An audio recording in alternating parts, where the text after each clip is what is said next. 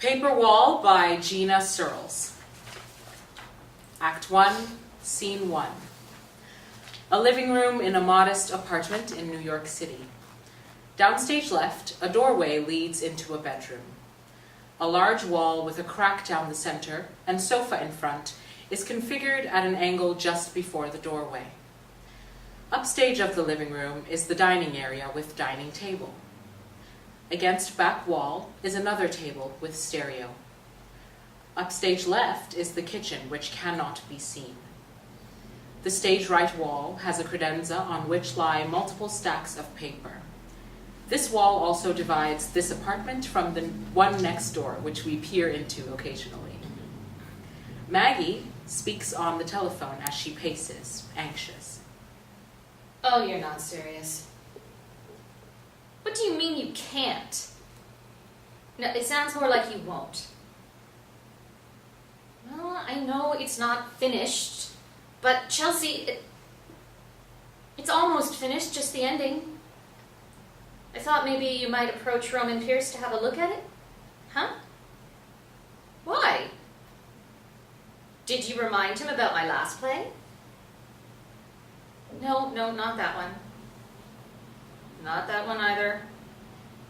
The first one. The hit that made a ton of money on Broadway?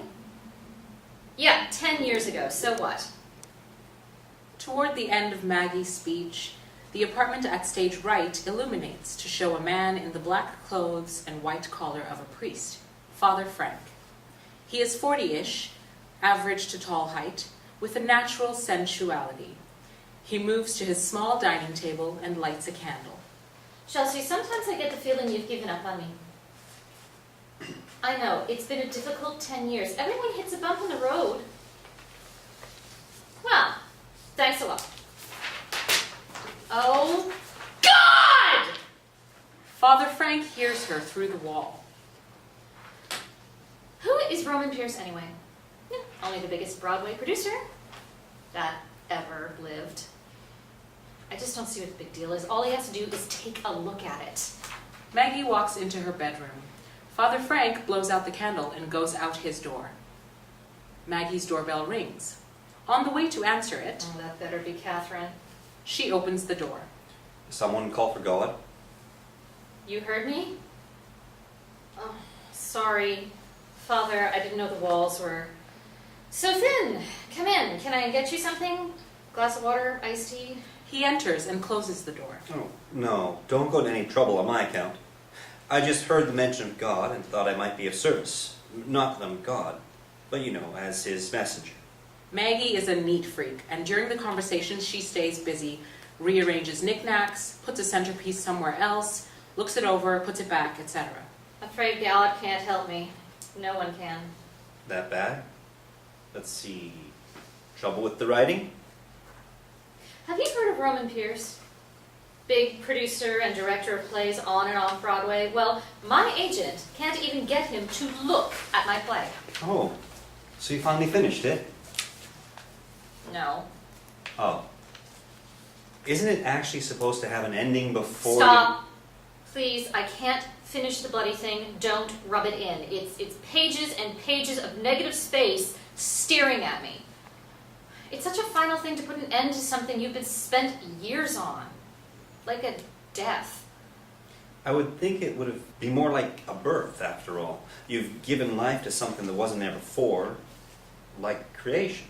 She hands Father Frank a number of books to hold while she dusts a bookshelf. Father, I really don't need a religious sermon today. Just doing my job. As Maggie heads to the kitchen, Father Frank looks out over the audience, seeming to address them directly. So one would think. He snoops at stuff on shelves. Maggie returns with another towel and continues dusting. Where is Catherine? Indeed. She puts a bounce in my step. Maggie looks at him. God, she's filled with such a lightness. I need more copies of the poems, and she's late again. Maggie takes the books from Father Frank and rearranges them on the shelves. I'm on my way to the church. I'll walk to the photocopiers with you if you'd like. Maggie gives Father Frank another look, as if he should know better than that. Oh, come on. It's time you had some fresh air. I can open the windows. The doorbell rings. There she is. Maggie opens the door to Catherine, who is about 28, built and gorgeous, a little on the dippy side, but means well. Father Frank stares at her. Hi, Maggie. Sorry I'm late. Thought I'd pick up some supplies on my way in. She places packages on the table. Saves me a trip later. Catherine unloads the packages of paper, pencils, notebooks, and puts them in their places at the shelving above the credenza. Could you please try to be more punctual? I mean, I don't know if something happened to you, if you're not going to show up, if you were... I always show up. Hi, Father. I didn't see you over there. Yes, I blend in like a chameleon. I see that. Thank you for noticing. You have to add the photocopier to your errands today. Oh? What does he need? No, Catherine, you have to go there. Oh, of course. Sometimes I don't know. You probably have a lot on your mind. And nowhere to fit it all. Ha ha, Maggie. You remember I have a lunch date with Thomas? When he picks me up, he's going to take a look at your wall. Today? Yes. Is he a carpenter? Yes, a very good one. He's a licensed drywall specialist. Didn't know it was a specialized field. It's not a field exactly. I guess it's like wall working. Ah, You know, like grave digging or gold mining. someone must learn to do well. I wish you wouldn't bring strangers here. He's not a stranger. I've known him for 6 months. I don't know him. He's a stranger. You'll like him. He loves art and poetry and music. I thought I'd have him pop in when he picked me up. We're going on his motorbike, which I find very sexy. Oh, sorry, Father. Please, don't apologize. Sexy is good. I mean, especially for a motorbike. Are you crazy, Catherine? Those things are dangerous. I suppose they can be, but I like the feeling. What? Of being on the brink of death? No. Rubbing up against Thomas's backside, vibration of the engine, my breast pressing against his back. A reckless freedom. Pause. Father Frank stares, mesmerized. Maggie interrupts the image. Right. Catherine, you are just so sparkly. Well, thank you, Father. I feel very sparkly today. Maggie, may I have some ice water? In the fridge. Help yourself. Thank you. I suddenly am a bit parched. He goes to the kitchen. Maggie gestures to the small stacks of paper on the credenza. Those are in order by scenes. You can start proofreading. What about the poems? They're on my dresser. On second thought, I better make sure they're in the right order. Maggie goes into the bedroom. Catherine takes a couple of piles from the credenza to the table as Father Frank, with his glass of water, watches her.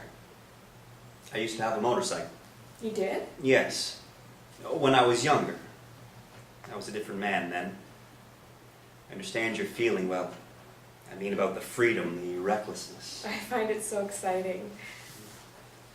I am sure. The doorbell rings. Father Frank moves toward the door. Shall I answer it? Oh, I'll get it. That should be Thomas. They do an awkward sidestep around each other to avoid bumping into each other. She steps one way and so does he. Oh, sorry. Then they both step the other way. No, I'm sorry. Then they move in a half circle, so Catherine is upstage facing down, and Father Frank is downstage facing up, looking at each other. She opens the door to Thomas, who leans against the door frame. He appears to be an intimidating biker dude, dressed in biker dude uniform, jeans, black leather, chains, sunglasses, long hair, and stubble. Scary in a cool way. Well, look who's right on time. Thomas seems to give her a once-over, checking out her body. A bit embarrassed, Catherine looks over at Father Frank and smiles. Thomas enters, takes Catherine, and gives her a smoldering kiss on the lips. Hey, baby. Father Frank smiles at this. Thomas, this is Father Frank, Maggie's neighbor. This is Thomas. Hey. Always a pleasure to meet a specialist. Huh? And wall working. I'm a carpenter. Thomas eyes Father Frank's clothing. Like Jesus. Father Frank nods his understanding. Maggie peeks out of the bedroom to see who it is, and tries to make it back to the safety of her bedroom, but no such luck. And this is Maggie. Maggie, Thomas. Hello. Pleased to make your acquaintance, ma'am. Which wall? Maggie is preoccupied with Thomas's appearance. Oh, yes, it's this one. Are you really a carpenter? Yeah. Why? Maggie shrugs. You may have to move the sofa. Thomas goes to the wall just near the bedroom and looks it over. Don't look so bad. Thank God. Well, not unless... Unless what? Shit, that could be a problem. What kind of problem? Well, sometimes you can paint over a problem and hide it, but then there is mold. If there's mold on the inside, you have to cut it all out. Mold has a nasty way of spreading, like herpes. There's a point you have to just stop fucking around. Thank you for that picture. I'm so busy right now, I can't have someone pounding away at my walls while I'm writing. It's only a bitch for a short time. You do realize that when you knock walls down, it can open up a Pandora's box. A bitch. Only a short time? Thomas goes into the bedroom to look at the other side of the wall. Where's he going? Will he put that in writing? Maggie. Well, how do I know he isn't a bum? Look at him. He isn't. He's very sweet. Why are you always so negative? Tell her, Father. Yes, Maggie. The man is a specialist, although his looks may be deceiving. A little faith. How do you know, Catherine? Have you seen his work? Well, not exactly. What's that supposed to mean? Do tell. Well, I noticed the ceilings in his bedroom is very smooth. Never mind. He's always working. He wouldn't be so in demand if his work wasn't good. There you go. Good reason, Catherine. Thank you, Father. Thomas walks back in. Lady, Maggie. I really won't know until I start. Hopefully the mold hasn't infected the floorboards. The phone rings. Hello? Oh, hi, Chelsea. Yes. I understand, but Thomas pounds the wall with his fist. Crap. Maggie looks at Thomas, annoyed. well, It's ready to pop. Is it that bad? but it's almost done. Why does it have to be 2 weeks? Thomas goes into the bedroom and pounds the wall from that side. Please, can't you... Catherine, watch him. Can't you just try to reach Roman Pierce? You know, give it another shot. Go out on a limb for me. I depend on you. If I could do it myself, I would. Thomas's pounding becomes louder and the wall cracks more. Uh-oh. Thomas. Oh, Lord, here we go. Jesus! I said I will finish it, but 2 weeks is too soon for... What is he doing? There goes. Do you see that, Maggie? Yes, Chelsea, I know. You wouldn't believe what is happening here. Suddenly, Thomas's booted foot kicks through the wall and all activity stops. Father Frank and Catherine turn their heads slowly to Maggie, who stares in shock. Thomas chips away at the hole, so it's about 2 feet by 2 feet. Had to do that. You got problems. Do you think? Hold on. Good thing he's licensed. How long will it take you? Maybe 2 weeks. Of course. Thank you. See what I mean, Father? God is too busy laughing at me to help me. Oh, no, Maggie. He just has a strange sense of humor. Like when you're in a hurry and he gives you all red lights. He does that to you, too? Cheeky monkey. Thomas comes back into the room. This can't be done in 2 days. Afraid not. I have 4 other jobs I'm working on simultaneously. That's simultaneously. That's quite a vocabulary. What the fuck does that mean, preacher? No, I only meant you must be very talented. I told you. Is there any way you could give this job priority? Well, since you're a friend of Catherine's, I'll squeeze you in. I'll have it done in 2 weeks. I guarantee it'll be a good job. Maggie sighs, returns to phone. Chelsea, can you please give me 3 weeks? Because I can't But... Well, no. Okay, damn it, 2 weeks. Thomas knocks another chunk to the floor. Whoops. Blackout. Act 1, Scene 2. 2 days later. About a 4 foot by 4 foot area of the wall is completely missing. The studs are visible, as is part of the bedroom. During the course of the scene, Thomas works to sand the studs and chip away at more of the wall. Catherine stays busy, arranging short stacks of paper on the dining table. Thomas moves behind Catherine and nuzzles and kisses the back of her neck, tickling her. He picks up a sheet from one of the stacks and reads it. Catherine tries to take it back. He stops her, turns away, and continues reading. Father Frank sits in a chair reading a newspaper. Wow. Thomas, Maggie will be pissed. Wait. Pissed about what? Thomas! He looks up from the paper and looks at Maggie. She takes the sheet away from him. He continues to watch her as she gives the paper back to Catherine. Be sure it's flipped in the correct place. She looks at Thomas with a slow double take as he's still looking at her. He returns to work on the wall. Father, Catherine reads the sheet of paper. Yes, what are you doing here? I'm just here to help. Not to be rude, but with what? Oh, I don't know. Shall I leave? Maybe someone would like to confess something? Really? Do you think so? Maggie goes towards the bedroom. Catherine walks past Father Frank as she holds the sheet of paper. He watches as she walks past him. Maggie, this is really beautiful. Can I see? Please put it back. Can Father Frank read it? Father, I'm sorry. It's a little bit sexual. What? You don't think I'm sexual? Because I'm a priest? Maggie and Catherine look at him. Well, okay, not sexual, but we can appreciate it. It's a human condition. We hear all about it all the time. Oh, come on, let's see it. If you don't like it, I don't want to know. Maggie goes into the bedroom as Father Frank takes the paper and reads it. Catherine goes back to the stacks. Is this for the play? Yes. The main character is a poet. Catherine! Coming, Maggie. Catherine goes into the bedroom. Maggie's pretty talented, isn't she? Father Frank doesn't answer. He's still reading the poem. Isn't she, Father? Yeah. Oh, yeah. I have great respect for artists. Thomas knocks a big chunk out of the wall. I may just take the whole thing down. Maggie and Catherine come out to look. This is really scaring me. Catherine takes the poem from Father Frank. He watches her walk up to the stacks and file it on top of one. It's actually a good thing because the structure of the wall was weakened, and a weak structure often comes tumbling down. Is that so? Yes, often. Lucky for us, Thomas is here. You know what? I could really do without anyone here at the moment. I need some quiet time. Let's call it a day, shall we? I can't stop now, really. Well, you'll have to. Come on, everyone, out.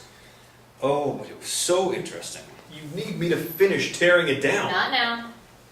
But you don't You're understand. making a mess. It's I dangerous. need to concentrate. Father Frank sits and listens intently. You need me to finish before... I don't need anyone.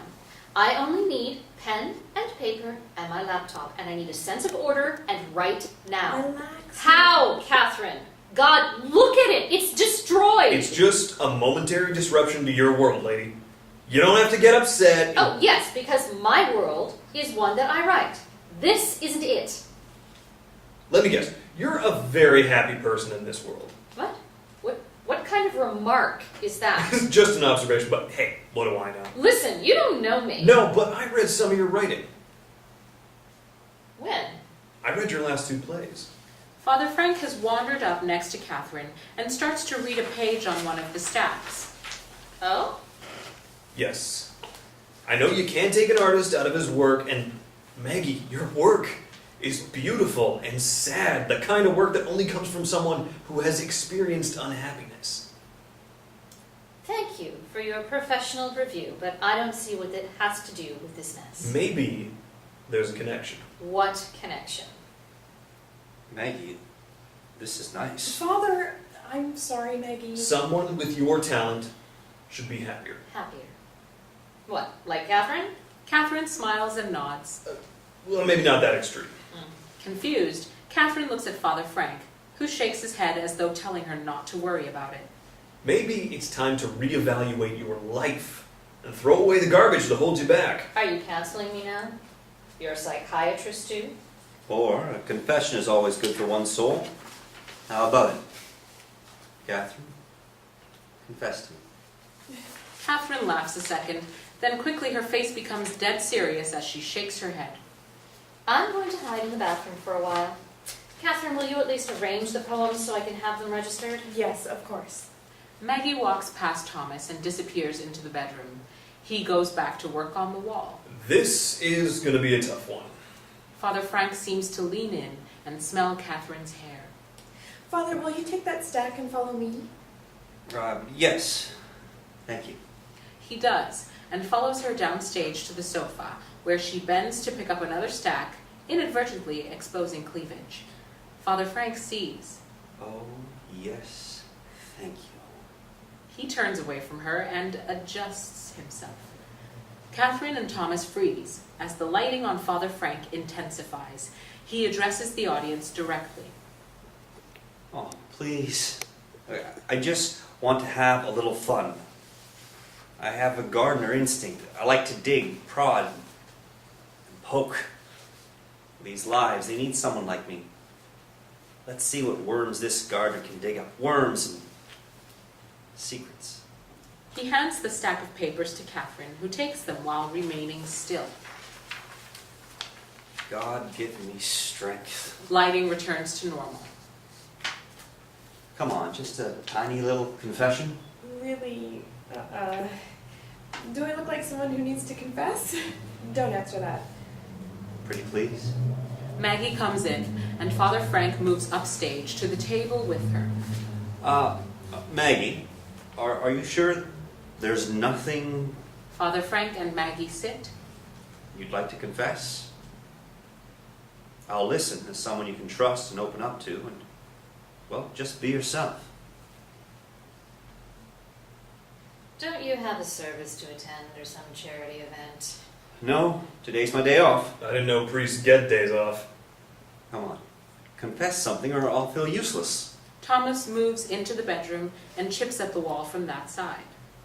Confess. Let's see. I think I'll go to the post office now and check the P.O. box. Catherine grabs her purse and starts for the door. Copies! Oh, I knew that! She picks up a stack of papers. Cell phone, in case I have to reach you. Oh yeah, I'll just... She grabs the cell phone from the table and leaves. Father Frank looks at Maggie expectantly. Father, if you'll excuse me, I'd really like to work on my play now. Maggie, how can you work with him here anyway? I'd like to get to know you better. Just a tidbit. Tidbit. I used to take my dolls, strip their clothes off, bathe them, and throw them in a pile. Eventually, I had a pile of doll bodies. It kept friends away. They'd see my dolly death chamber and go home traumatized. That's psychotic. Maggie gives him a look. I'm kidding. You're probably washing their sins away. Sins? Come on, Maggie. Fill me in. Tell me why you're in this situation. What situation? This one? How did your life bring you to this? What are you hiding from us? I'm not hiding anything. Aren't you? What are you trying to do? Me? Simply trying to help you get to the root of things. I'm doing my duty. I'm helping you open up to the world so you can finish your script. I wouldn't call this helping me. The Lord does, after all, Maggie. Work in mysterious ways. Now I insist. How dare you? I dare. I do what it takes to try and understand. Understand? How would you know what it does to someone when their partner walks out on them and abandons everything they've built together? Huh? You happy now? I think the question is, are you happy? Do I look happy? Not in the least. Then leave me alone. Go help some other poor wretch, some other lost sheep. The lighting illuminates Father Frank. He stands and speaks to the audience. Maggie freezes still. Poor wretch. Poor weak wretch. A lost sheep. Ha! How do priests do it?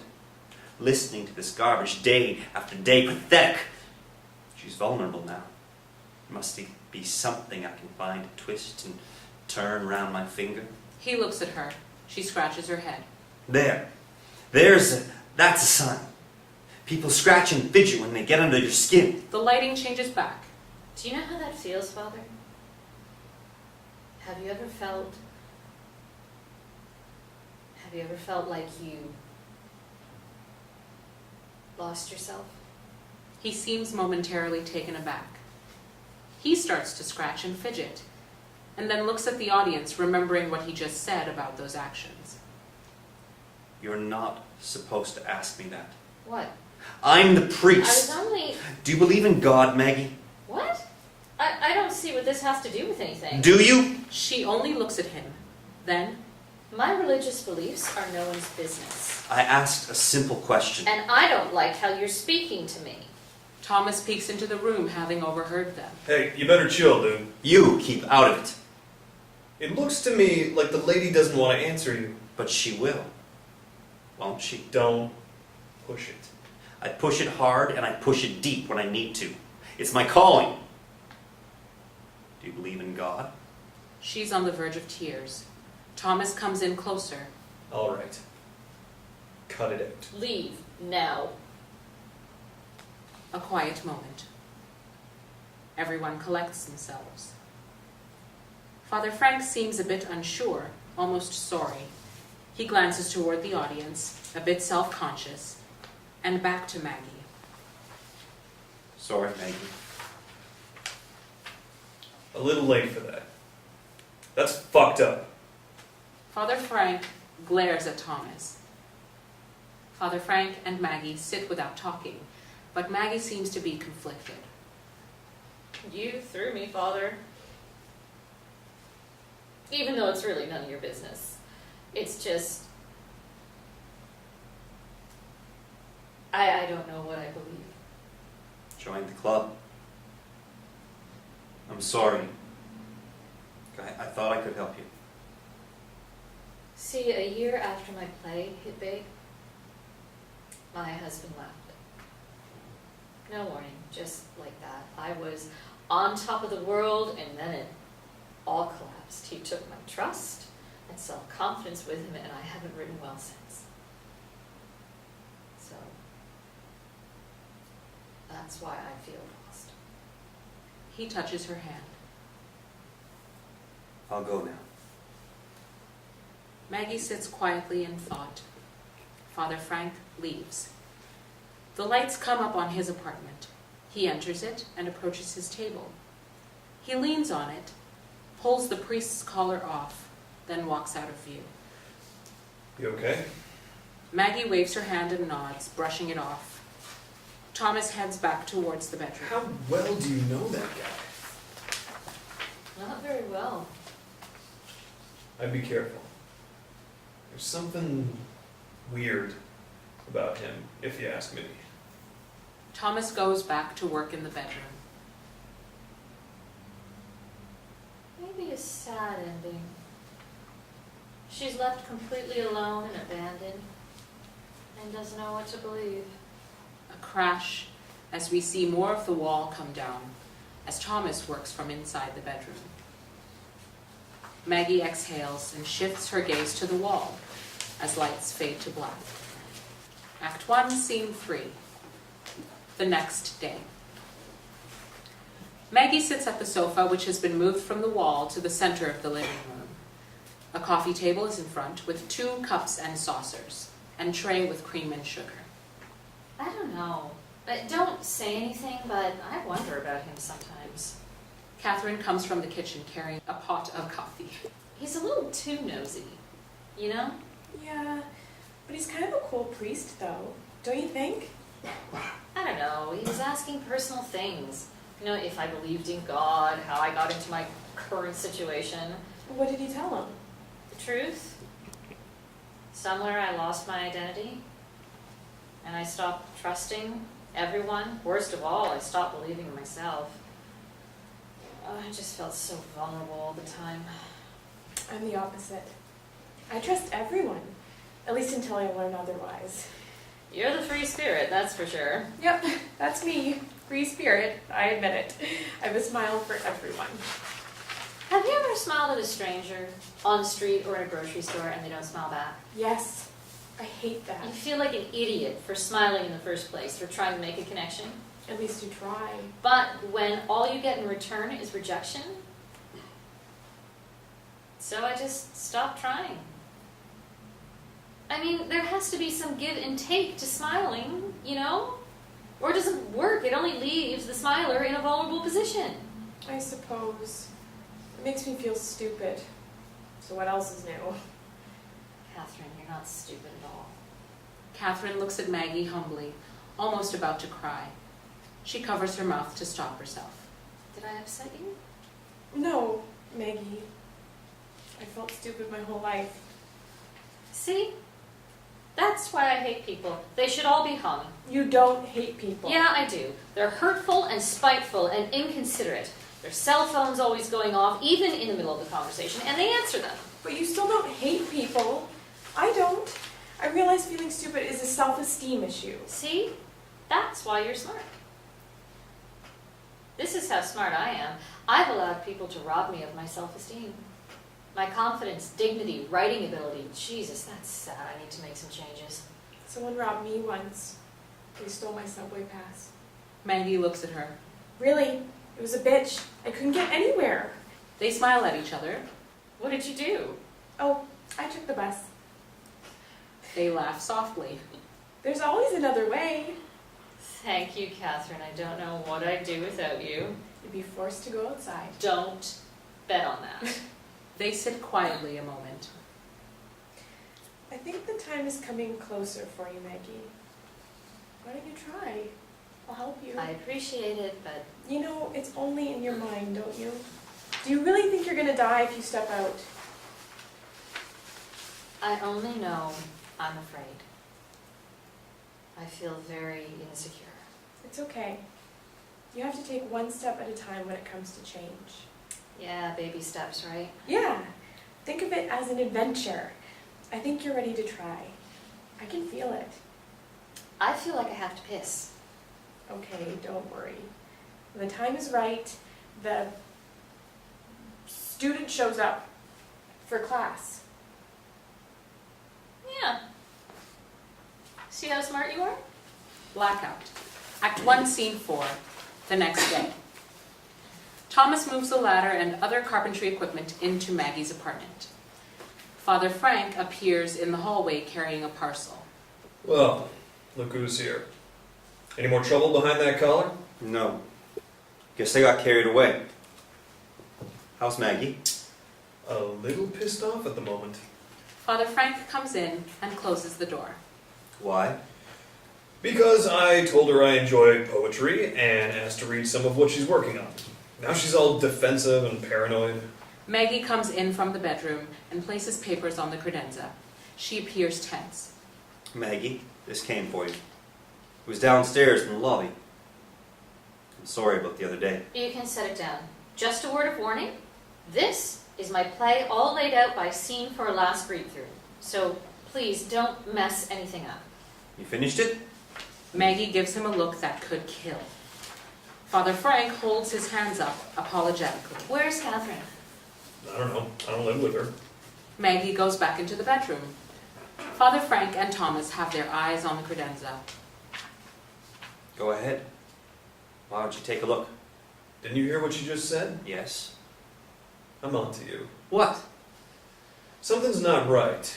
I've always been able to size a person up just by being in the same room. Like I can feel their vibes. Vibes. Uh-huh. I'm very sensitive to people and their feelings and their intentions.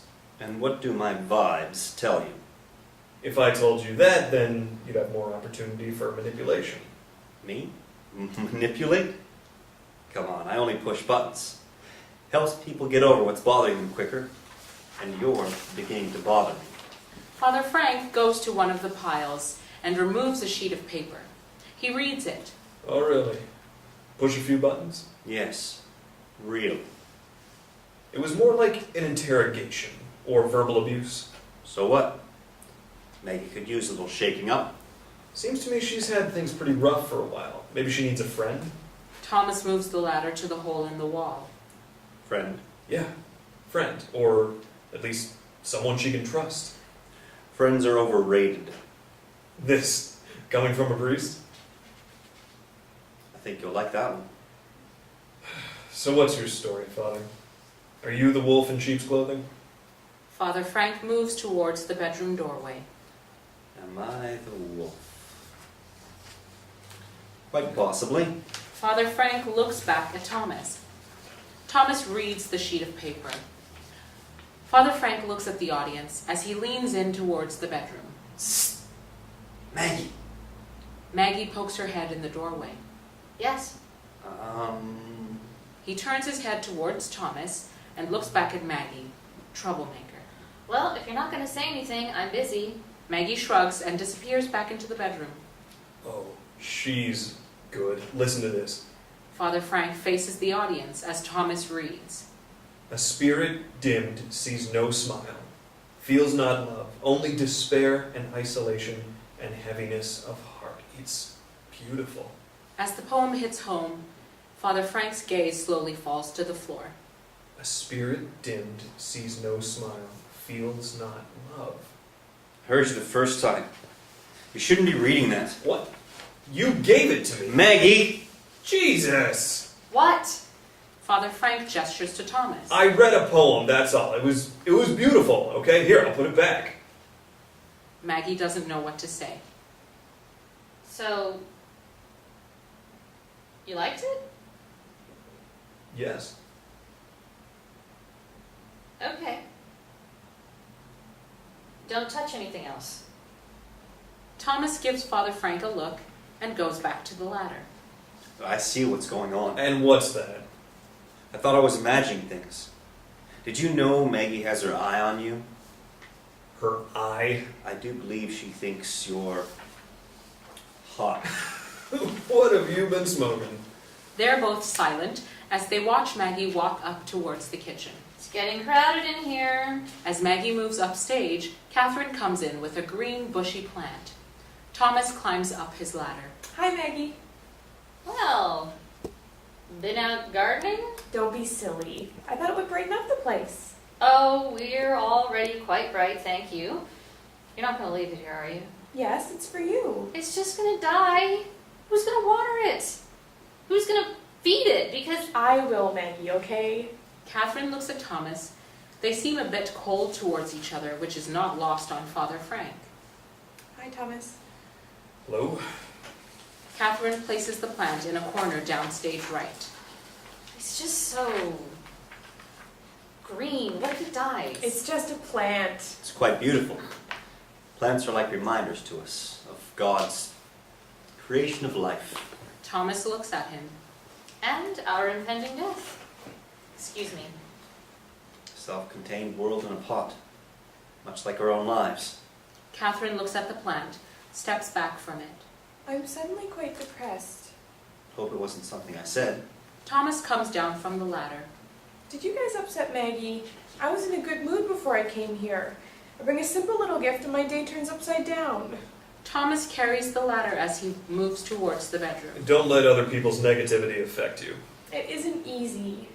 Where are you going, Thomas? She's working in there. I know. I think he has a thing for Maggie. You do? Well, that's just as well. 6 months of dating one man is about my limit. Maybe it's just what Maggie needs. An affair.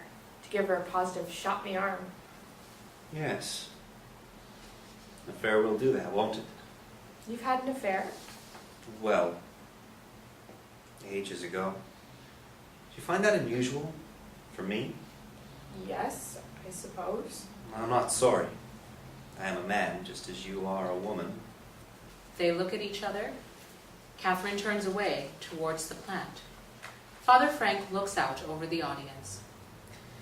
Tell me, have you had many affairs? Quite a few. Anything you'd like to talk about? Are you trying to save me, Father? He shakes one finger to the audience as though saying, I know what you're thinking, then moves it in a semicircular arc to point at Catherine. You'll have to help me. Tell me one of your Bible stories. Which one? Oh, the one about the whale. Ah, yes. Johnny. Jonah, swallowed by the whale. Wait, who swallowed the whale? No one? I thought Jonah was the whale. No. No. I'm pretty sure the whale swallowed Jonah. Jeez, what a way to go. Father Frank moves behind her to her other side. Being swallowed alive? Let's start with something easier, shall we? How about Adam and Eve? There was no one before them, so mean no one before them? They couldn't have been first. Well, they were. Someone had to come before them. God. He made them, I seem to recall. Aha! My point exactly. Look, I think the moral of the story is if you're going to go swimming with the whales, it's possible to get eaten by one. You take your chances. Adam and Eve swam with the whales too. No, Catherine. Very nice plant you chose. Actually, it reminds me of the Garden of Eden, all bushy. I've never been there. I'll take you sometime. Thomas comes in with a sheet of paper. He looks back, making sure Maggie doesn't see him. You gotta hear this. You're really gonna cause trouble. They all move up to the dining table. Thomas takes a deep breath, then gives it to Catherine instead. You read it. She takes the paper from Thomas, and as she reads, her delivery grows more sensual in nature. I think on his lips, brushing mine. I think on his tongue, tickling, tasting. Father Frank looks at the audience and smiles. I think on his golden hair, the deep sea of his eyes swallowing, devouring me, and rolling together warm flesh on cool sheets. Father Frank has moved to the credenza, Thomas to the chair on the side of the table. Catherine looks at them. Go on, the next part. Yes, please continue. You read so well. I think on his fingers sliding down my skin, hot rain down a steamed glass pane. I think on his hands fondling, feeling, sculpting me. And writhing in his arms beneath him, above him, swirling in his scent, floating on sweet, quick breaths, loving him. With him I'm alive and live to die again, again, and again. They are still for a moment, then exhale. And simultaneously, Catherine opens her purse and lights a cigarette. Thomas picks up the poem and fans himself with it. Father Frank pours a shot of whiskey and drinks it. Maggie walks in. Catherine, did you... Hey, don't smoke in here. You drink? I try not to. Catherine goes to the kitchen to get rid of the cigarette. Maggie follows her. Catherine, I can't believe you're smoking in my apartment. She stops just as she passes Thomas, who is still fanning himself. She holds out her hand. He stops fanning and gives her the poem. She looks at it. Well, I feel violated. No, don't. It was beautiful. Really, I'd love to read some more. Maggie, upset, turns and moves to the bedroom. I think that's enough. Everyone, out. Thomas walks after her and follows her into the bedroom as Catherine comes back in from the kitchen. Maybe you're right. Thomas seems quite attracted to Maggie. Oh, I'm right. She's attracted to him too, but she's afraid. They look at each other. You read that poem very nicely. Well done. Thanks. I should go run some errands. Me too. I should go write a sermon. Father Frank opens the door for her. They go out. He closes the door. He opens his own door, enters his apartment, and walks out of sight. Maggie and Thomas come back into the room arguing. Oh, that's real good. You don't even know me, yet you can analyze the last 10 years of my life. No, I only said it was easier than you think. The phone rings. Hello? Yes, Chelsea. Well, did I explain it's only so he can get a preliminary look at it? He never heard of it?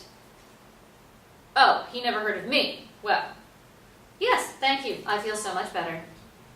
Back to being nobody. She hangs up and stares at the phone. Did someone actually call you that? Nobody? Yes, well, it seems that my position as a writer no longer exists in this town. Or any other town, as far as I know. Surely you don't accept that. Well, Thomas, what else am I supposed to think? It's like being stuck in a deep well and no one can hear you shouting. Cruel. Being nobody? Oh, yes, well, after all, once you've attained the position of being nobody, there isn't anyone. Not even a semi-nobody who wants to help you rise above that station.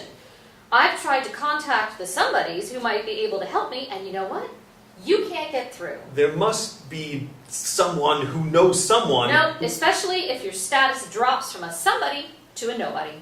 Forget it. And even worse, if they find out you're an over 40 female nobody, they will almost keep you in quarantine. After all, who needs to hear anything from another 40-year-old female? What could we possibly have to say? And if you're about to turn 50, don't even get me started. We even hide from that ourselves. I don't think that's true. Well, where have you been living? We hit a certain age and people are shocked. Oh, you're that old? I'd never believe it. Suddenly, female actors are out of work. The glass ceiling turns to concrete. If you want to write about it, well, no one wants to touch it. Oh, and I love when people are shocked if you don't have children. I love the, oh, raised eyebrows you get. Oh, as though you're a selfish animal, or you're inadequate, or, oh, poor thing. Never mind that maybe it was your choice, maybe you don't have the maternal gene, or maybe you just don't like children. Try that one if you want to clear a room.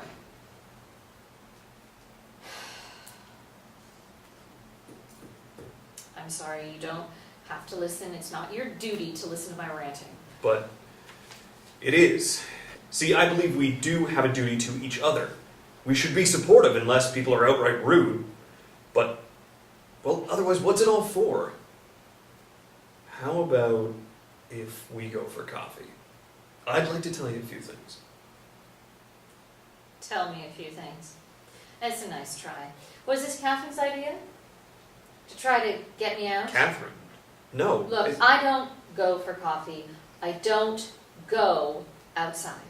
As they argue, Thomas moves closer to Maggie. Why? Why? Because I can't.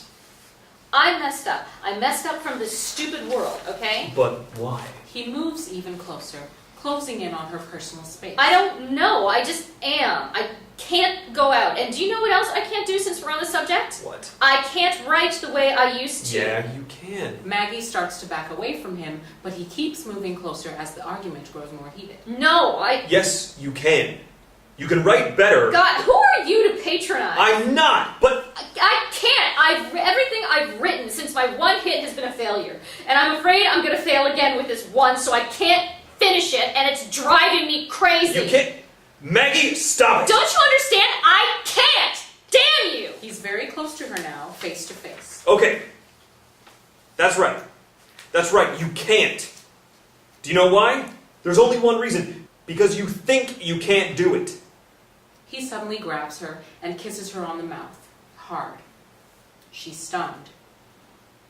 They stand looking at each other a moment. Thomas decides to speak first, patiently, softly. I get angry because I have to tell people every day they can change that window or that door or add some woodwork. I tell them it's easy to make improvements. Just decide. And I'm telling you, it's easy. Believing is the hard part. He turns, picks up his jacket and helmet, looks back at Maggie, then walks out the door as she watches him. She moves to the table and touches one of the stacks. She leans on the table. She touches her lips with her fingers. She smiles. I could always sell out. Make it a happy ending. Blackout. Act 2, Scene 1. Maggie sits at the dining table talking on the phone, her laptop in front of her. The new wall is now halfway completed. Really? Susan Lancaster? Oh, she isn't exactly Roman Pierce, but... Yes, beggars can't be choosers. Gee, Chelsea, thank you. Yes, that's a nice birthday gift. I feel so much better now. Bye. The doorbell rings. Maggie answers it. Catherine, Thomas, and Father Frank stand smiling. Catherine holds a cake with lit candles. The two men carry bags with snacks, drinks, etc. Happy birthday, Maggie! Oh, no. Happy birthday! They all come in. Catherine puts the cake on the table. Maggie stays at the doorway looking out. She leans a little farther into the hallway, then changes her mind. The others are busy arranging snacks on the table. Come on, Maggie. Come and make a wish.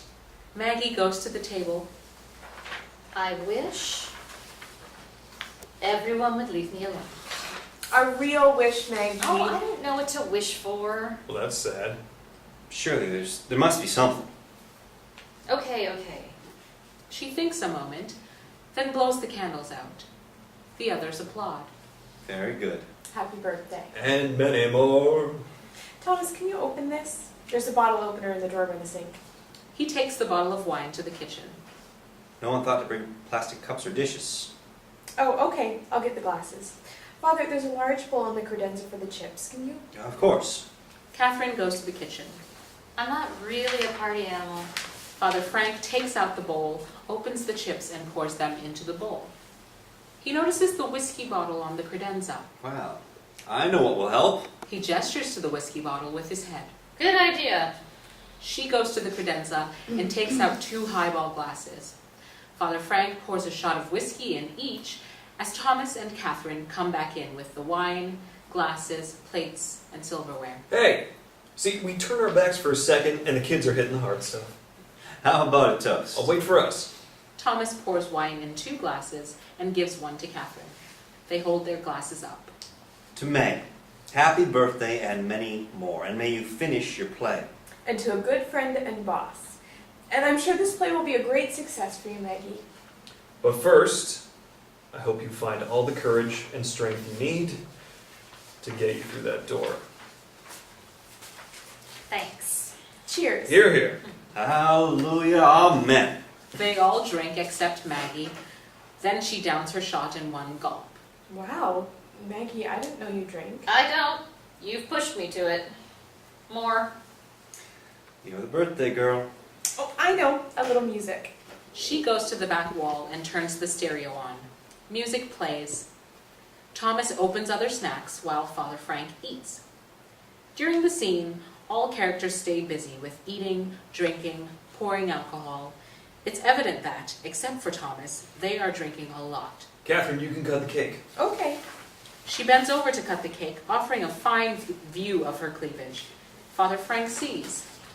He looks at the audience sideways, as if to say, "Are you seeing that?" Who wants a piece? I'll take some. Maybe later. Here, Father. He takes the plate, then walks to Maggie by the credenza. The ball's coming along pretty well, Maggie. It's almost done. It wasn't only the drywall that needed replacing. The Proclaimers version of King of the Road plays on the stereo. Oh! I used to play this in a band. You were in a band? Yeah, at preschool. Didn't only sing hymns. He moves downstage and starts dancing smoothly. I love this song. I used to perform to it. Perform? She follows along with Father Frank's simple choreography. I danced professionally. Ballet? Not quite. Come on, Catherine. As the music plays, "I Smoke Old Stogies I Have Found," Catherine and Father Frank dance together. You move good. Ooh. He turns her around and pulls her close as her back is to him.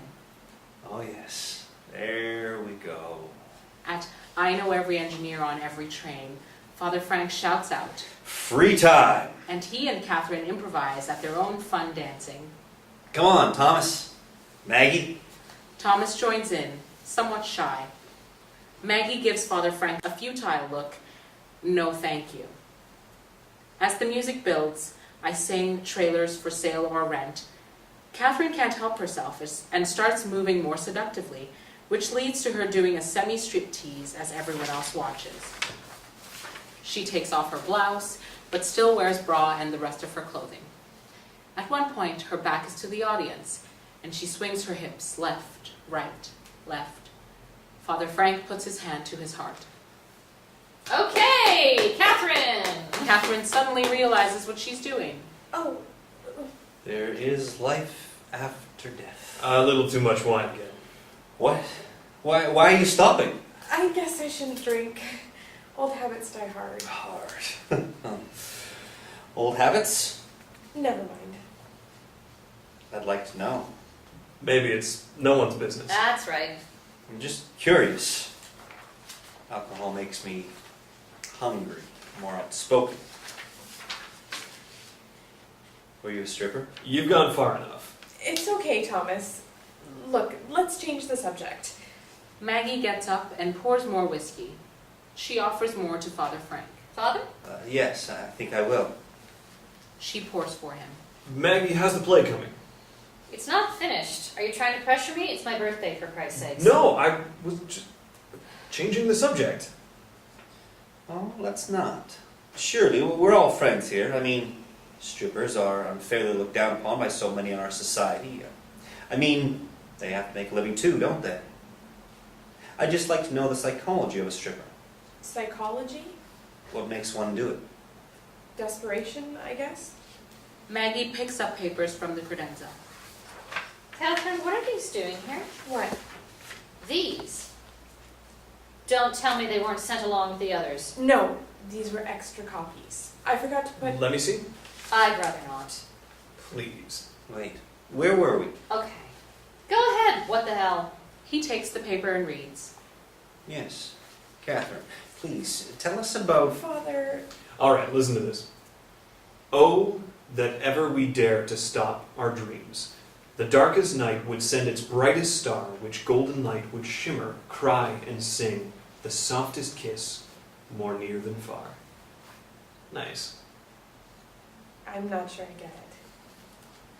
Thomas? If we lost our dreams, what would we have? Maggie saying that something in our darkest depths would come and lead us back to our dreams, to hope.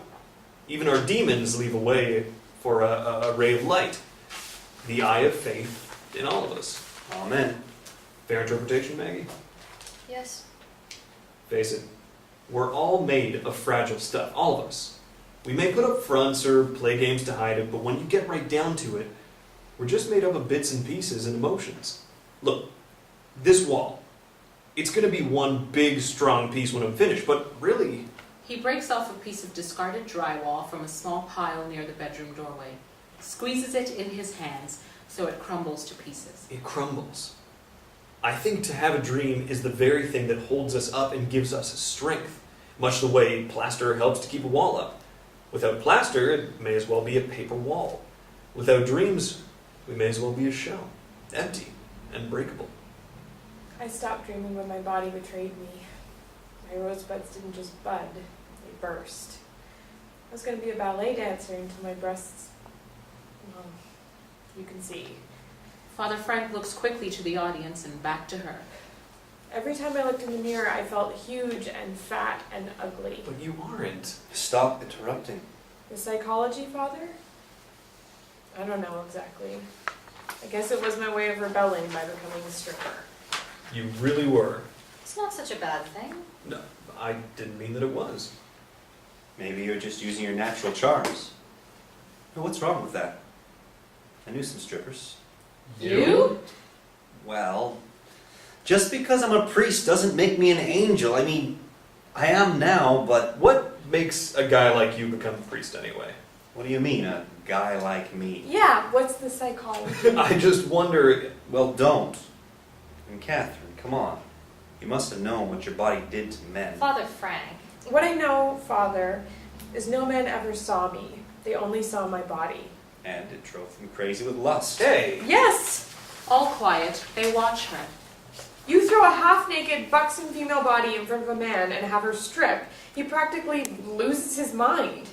I've stripped for all kinds, they're all the same. And it's the only time I ever felt a sense of power. There's your psychology. How about you? What gives you a sense of power? I think it's unfair to judge someone based on their looks or on what they feel they must do to survive. I agree. I know someone who paid her way through law school by stripping. I think she's a partner in a major law firm now. So what? Yes, the money was great. It was how I bought my own apartment. After all, it's what's inside that counts, isn't it, Father? I wasn't judging. I think you mistake me, sir. For a priest, yes. And what does that mean? I don't believe you're a priest. Well, look who's judging now. Are you? What? Really a priest? Yes. You're always here, never at church, are you? What is this? A priest who never goes to church. Are you real, or is that a costume? It's real. Maybe you've just assumed the identity of a priest. Why would someone do that? To hide, or maybe he's a con artist or a fugitive. I'm not a fugitive. Damn it, I'm a priest. Maybe you unconsciously took on the identity of a priest because you actually have a few good qualities. Being a priest allows you to show them. Oh, suddenly you're the psychologist. You're the ones hiding. You hide in your house like a mouse, afraid to go anywhere. Hey, excuse me, And but you- I have a... You hide behind your tits. An audible gasp from Catherine and Maggie. Apologize to her. I won't. You're the worst, Mr. Fix-It. Thinks he has the cure for everything from walls to balls. What makes you such an enlightened being? I think you've had too much to drink. Look, why don't we just calm down? With your hammer, brushes, and paint, tearing down and building up, you must feel like God. I think you're the one hiding. I think you hide to protect your heart. Father Frank suddenly quiet. It's evident she struck a chord. Am I right? How can I protect what I don't have? I think I'll be leaving. I think we found you out, Frank, if that's even your name. Is this party fun or what? Father Frank stands holding the door open. Maggie, I'm sorry. And it's your birthday. Father Frank closes the door and turns back to them. No, I'm sorry. I apologize. You're right, Thomas. I must have had too much to drink. They watch him. He exhales. Truth is, I want to do this for a long time. You're right, I'm not a priest. What? God, it felt good to finally say it. I don't understand. You're not a priest? No. Why would you do that? Lie to us like that? I suppose lying is easy for some people. Shows what they're really made of. Cowardice. It's partly correct, Maggie. Oh, what's the other part? Another lie? No. I should know better than to drink. I hide too, you're right. Catherine looks to Thomas and Maggie, then back to Father Frank. Hide from what? I'd like to understand. Something I did a long time ago. Something that it's obvious I've still not forgiven myself for. Well, go ahead. It's funny, I've never spoken of it. I did play in a band. I was 19 or 20. I used to drink a lot then. I had too much one night. We were playing for a very rowdy crowd. They started to fight with us, all the band members. I was attacked and beaten, and then one guy pulled a knife and cut me. I managed to get the knife, and instead of throwing it away, I went after him and I killed him. Oh, wow. I was only 20. I killed him. I may as well have died too. I was arrested. But wasn't that self-defense? I don't know if that's really what I'd call it, but they let me go. I barely live with myself. Couldn't sleep, hold a job, or keep a girlfriend. It was cruel. I hated myself. I believed I was evil. Just wanted to die. I cut my wrists. You must have gotten help. I was sent for counseling with a priest. Father Kenneth O'Brien. I wasn't religious, but this man, he was so good, so kind to a lost boy. He was pure. It's the closest thing I ever had to a father. Then he was able to help you. I visited with him 3 times a week for a year.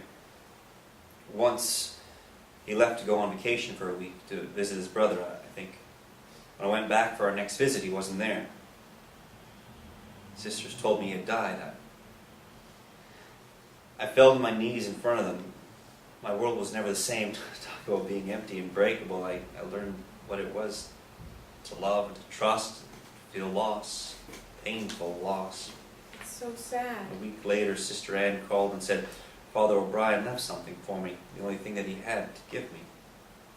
The very clothes off his back. At first, I only put them on to feel close to him. I would never see that beautiful man again, but then I found these clothes did something. They hid all the anger and isolation and betrayal I felt inside. I could hide my evilness behind these clothes. It gave me a new identity, even though it was false. When you have no identity, you don't care. Doesn't seem too healthy. Oh, I know. There was a power I felt. Probably the same psychology as you, Catherine. People trusted me automatically. They'd tell me anything. Well, you don't think a priest is going to be distrustful. Exactly. I found out I could stand in these clothes and learn secrets about people. I could smile at them and give them the finger behind my back. I could use them. Why? It's not any way to honor a man who was good to you. power. Like, it gave me power. It gave power to someone powerless. Do you know what that's like? Power, control, donations, lots of donations. But why would you do that in the clothes of someone you love? Because I was convinced that I remained an evil sinner unloved by anyone. The clothes made others believe I was good, so I used them. I used them over and over and over again. Money, food, living expenses covered, even the occasional woman, simply because of these clothes. I'm sorry, Father. I mean, Frank. So, I've been living next door to a con artist all this time? Basically, yes. What happens now? I don't know. I don't know. Are we supposed to feel sorry for you? The two women look at him. Come on, he deceived people. He deceived us. I'm not asking anyone to feel sorry. We all make our own beds. I just put off sleeping in mine. Till now, I guess. Maybe, Father, Frank, you have a fear that you're really a good person. Oh, I don't think... I mean, not in those clothes, the real Frank. Maybe he's really a good guy. It took me a long time to accept how I was, and I think I'm a good person. You are a good person, Catherine. Yes, exactly how you are. Thank you. Father Frank and Catherine continue looking at each other. Well, I think I'll be going. Yeah, I've had enough birthday for one day, too. Catherine, can I give you a ride? Sure, okay. Why don't we help Maggie clean up? No, leave it. I'll take care of it in the morning. It won't take long. No, really, it's okay. Maggie, I meant to ask you what color you'd like for your new wall. What's your favorite color? Blue.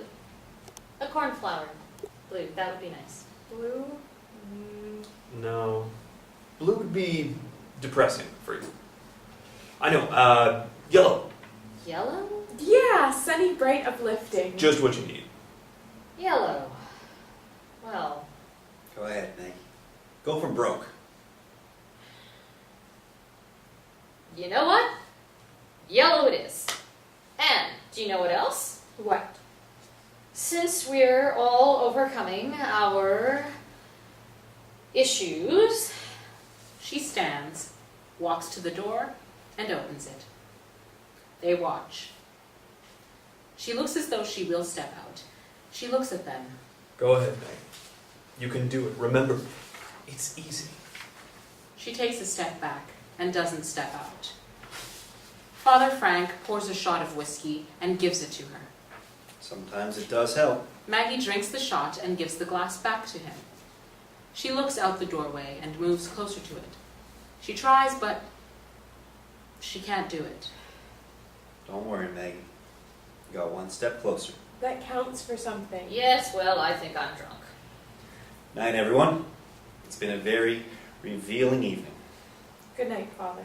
Frank. Father Frank leaves. Maggie sits at the dining table.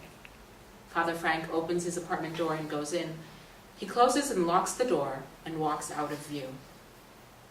Catherine moves to Maggie and gives her a kiss on the cheek. Don't you worry, Maggie. I'll see you tomorrow. Good night, Maggie. Can I... They leave. The phone rings. Now what? Hello? You're kidding me. Susan Lancaster is not interested. Oh, great. What a nice way to end a birthday. Thank you very much.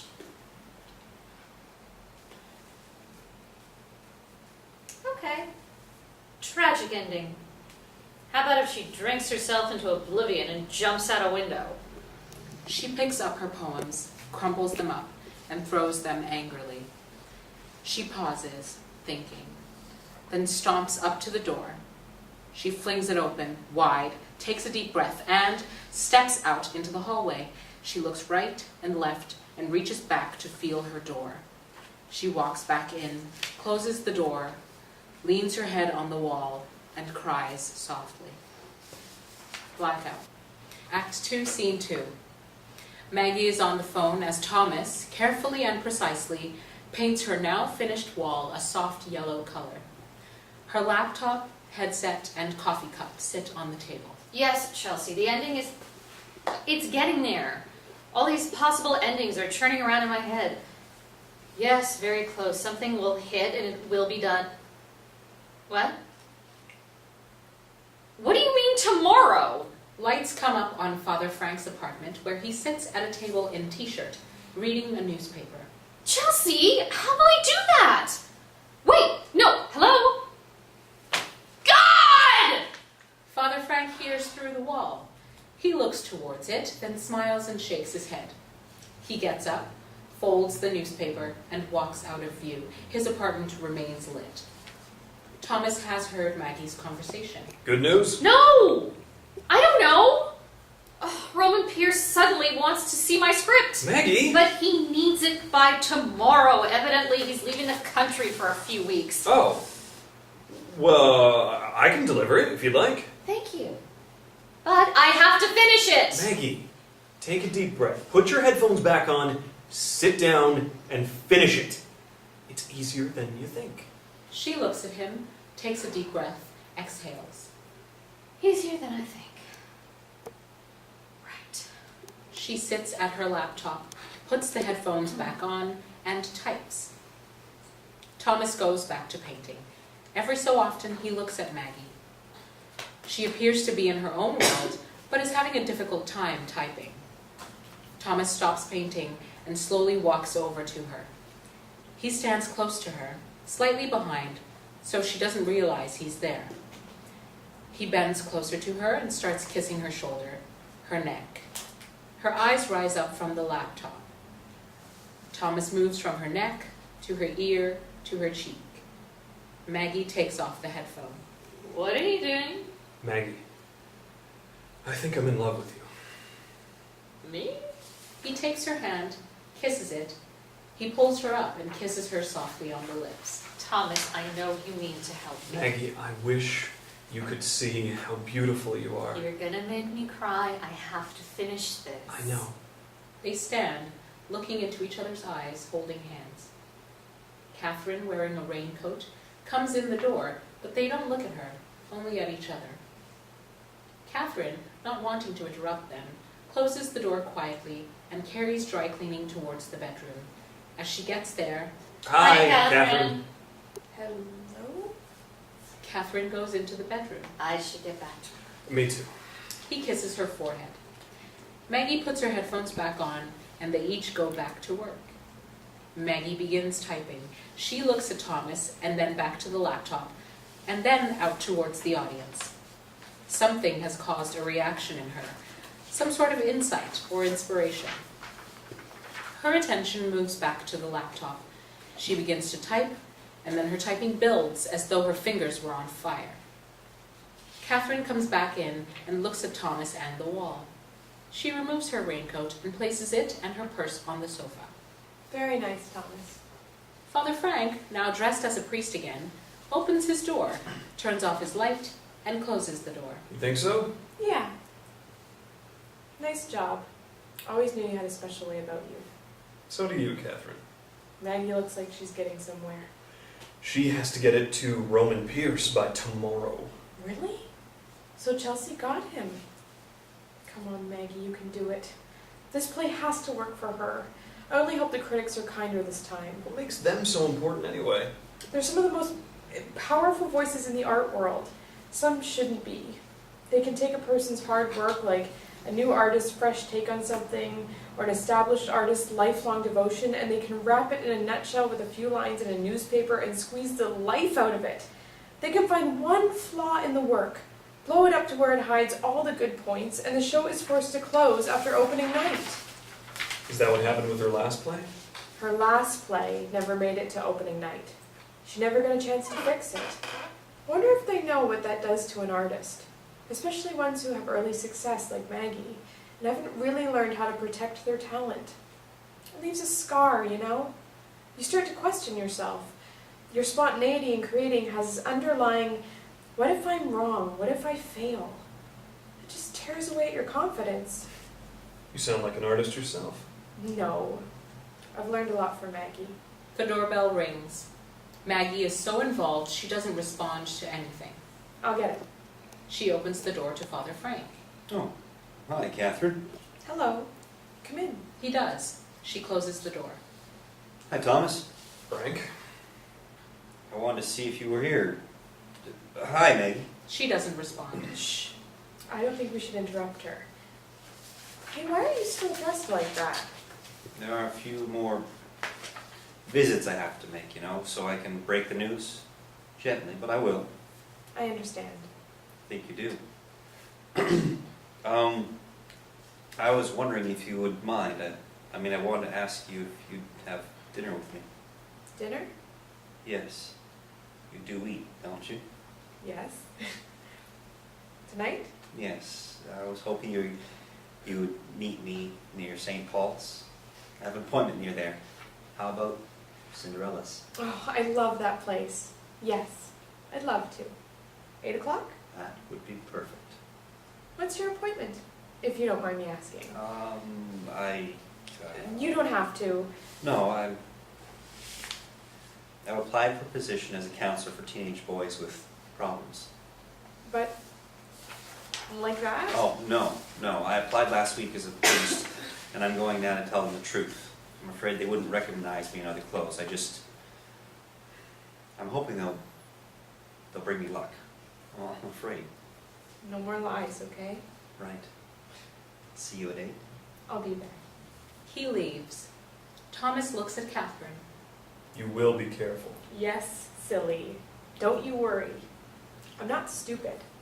Suddenly, Maggie takes the headphones off and stands up. I did it! I finished it! God, it was so easy. Why didn't I see it? You were right, Thomas. Well, there you go. There was only one ending. A long pause. Thomas and Catherine filled with anticipation.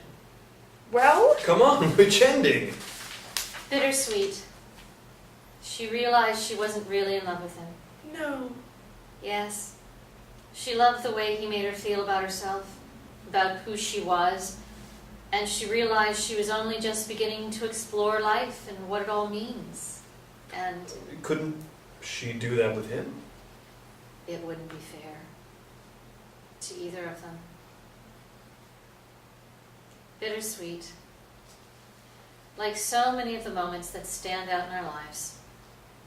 Moments we come to, turning points where some great change has occurred or is about to. It's something we can feel. Something quite profound, really. Like right now. I know this is going to work. I don't know how I know it, I do. It's the right time. I asked myself, am I ready?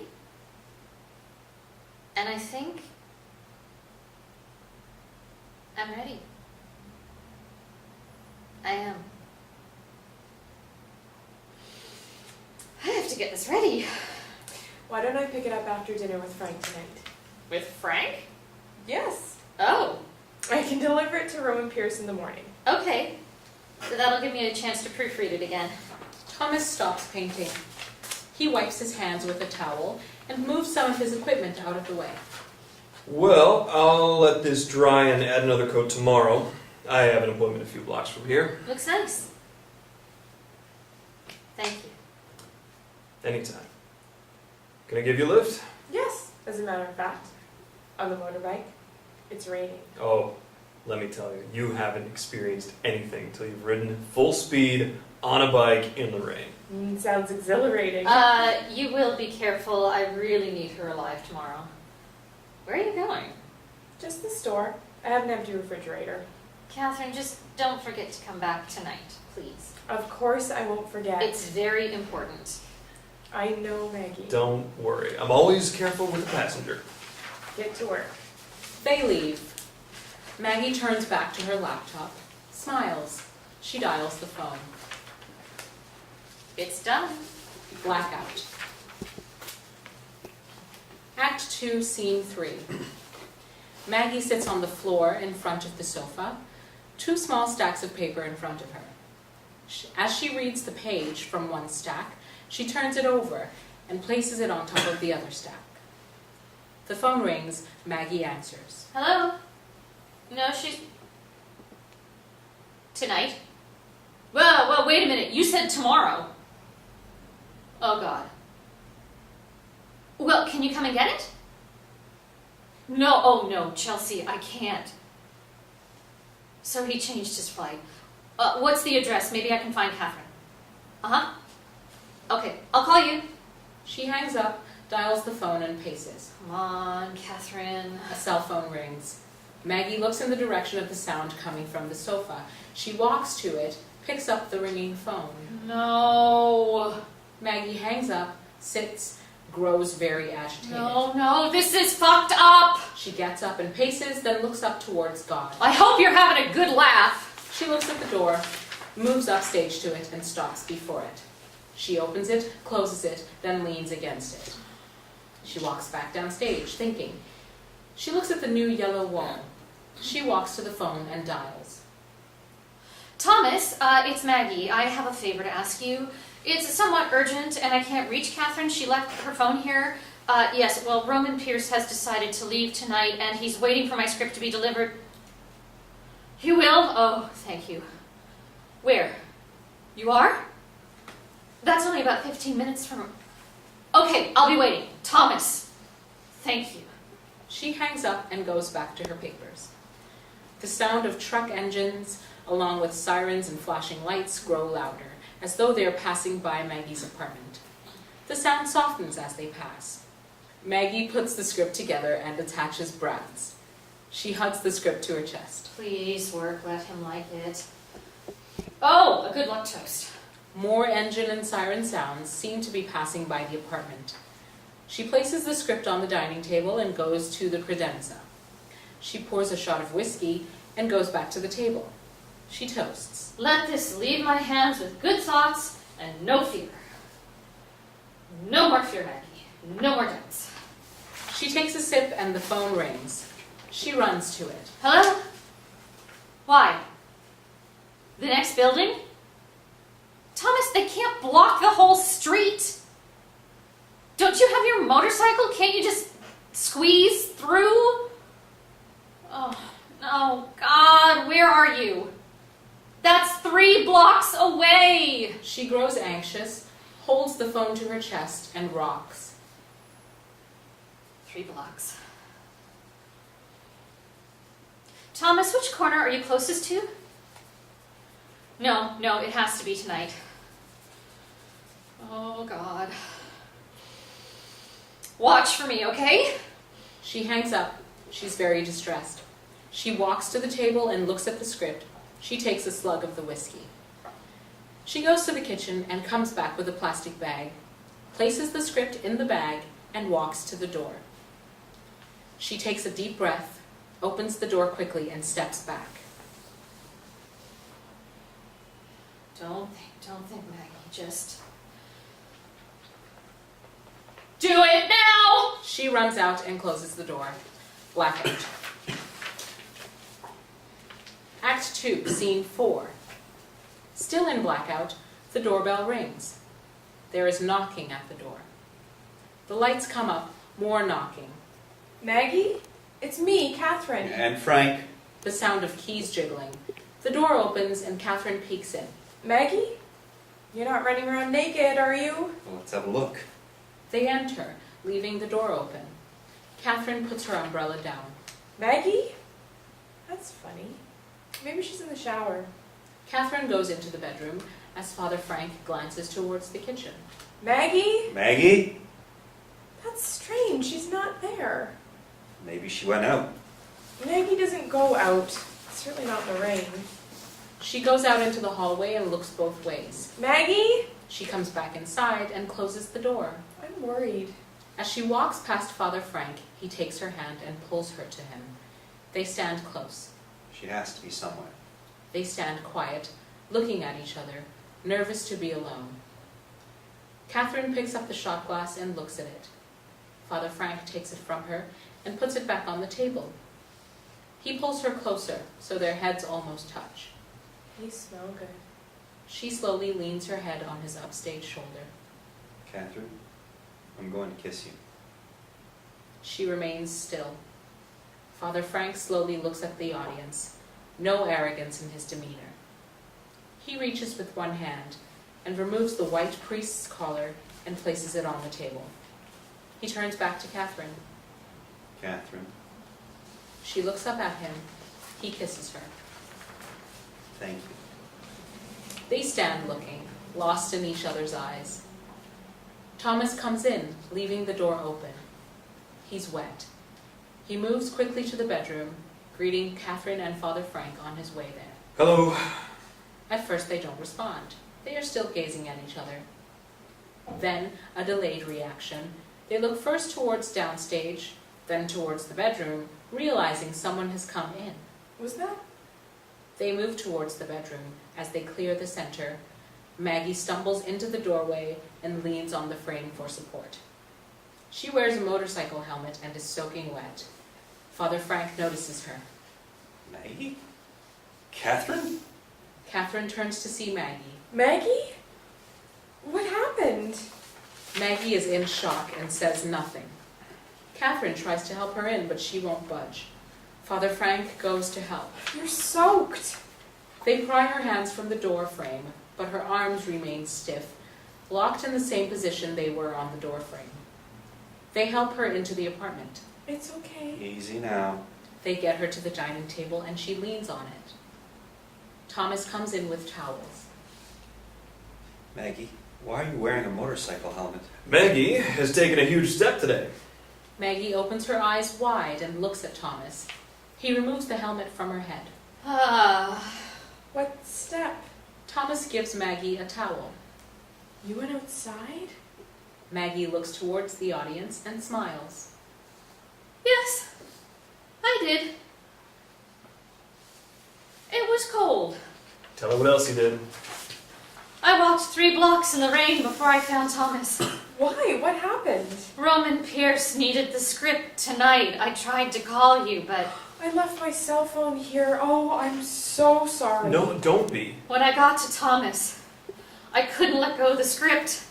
I couldn't give it to him because what if he didn't get it there? Or I don't know, but I knew I had to do it. And somehow Thomas knew. He put his helmet on my head and I jumped on, and before we knew it, there I was, face to face with Roman Pierce.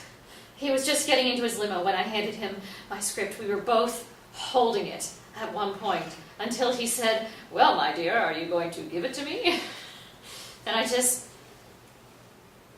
let it go. I watched his car drive away with a big part of my life. And I felt like I had just been set free. The rain felt so good and cold and clean. I wasn't afraid anymore. I felt so light, like a bubble. And Maggie looks at each one of them. I don't think I could have done this without each of you. Even you, Frank. Father Frank makes the sign of the cross to her in the air, as priests do. Sorry. Those old habits. Now this is a good time for a toast. Yes, give me alcohol. I know where everything is. The guys get the whiskey and shot glasses and pour. Catherine takes Maggie's hand. Catherine starts to cry. They hug. They all lift up their shot glasses. Good luck, Maggie. I mean that sincere. Yes. To Maggie. I love you and I'm proud of you, and I have a feeling Roman Pierce is going to love your play. Here. Here. Maggie, I do wish you success, but really you already have that. And I wish that your talent will grow beyond the stars, but do you know what? You already have that too. Mostly, I wish you love, so you will have somebody to enjoy all that talent and success with. Love, Maggie. You already have that too. Thank you, Thomas. They all raise their glasses and all drink except Maggie. And here's to friends who come around even when you don't want them. Because they're friends. Cheers! They drink. They put the glasses down on the table and freeze, except Father Frank, who turns to the audience. He smiles. Well, I don't know about you, but I feel pretty good with how things turned out. He looks at the other three, then turns back to the audience. shakes his head. Sometimes a light shines where you don't expect it to, and something magical happens. Something grows. And that's what gives us hope. Even me. Simple, I know. As Thomas says, changing things is easy. Believing you can do it is the hard part. Oh, hey. I want to find out about Maggie's play. Hold that thought. Blackout. Act 2, Scene 5. The lights come up on Father Frank, not dressed as a priest, and Catherine loading small gift-wrapped packages into a shopping bag. Maggie is in the bedroom. Maggie, come on! You're going to be late for your own opening night. I know. Oh, God, I forgot what it felt like. You ladies are making me nervous. Roman wanted everyone there early. Yes, the first night speech. What is it? First night? My play's on Broadway. Maggie, don't make me cry. They hug. Well, don't worry. The preview's got excellent reviews. It's not that. It's just, a year ago I couldn't get Roman Pierce on the phone, and now he's directing my play. God, things change. The doorbell rings. Got it. Thomas enters with a bouquet of flowers. Thomas, you made it. She runs to hug him. He gives her the flowers. I wouldn't have missed it. Oh, beautiful. Father Frank pats Thomas's shoulder in greeting. The phone rings. Hello? Chelsea, I'm on my way. What? Really? Okay. She hangs up. Everything okay? The entire run of the show is sold out. Excitement from all the others. And an executive from HBO is waiting for me backstage to talk about film rights. Holy Malone. See, Maggie, you did it! That's fantastic. I can't believe this day. Well, let's go, shall we? They all pick up their things and go to the door. Thomas holds the door open. Catherine and Father Frank leave first. Thomas stops Maggie from exiting. He looks at her proudly and gives her a kiss on the lips.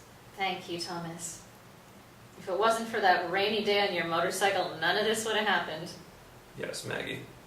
It would have. Believe it. She backs out the door, smiling at him. King of the Road music starts up as Thomas looks out at the audience and smiles. He continues looking at them as he backs into the hall and closes the door. The lights fade except for the light on the yellow wall, which now holds a series of paintings. Then, slow blackout. The music continues through curtain call. The end.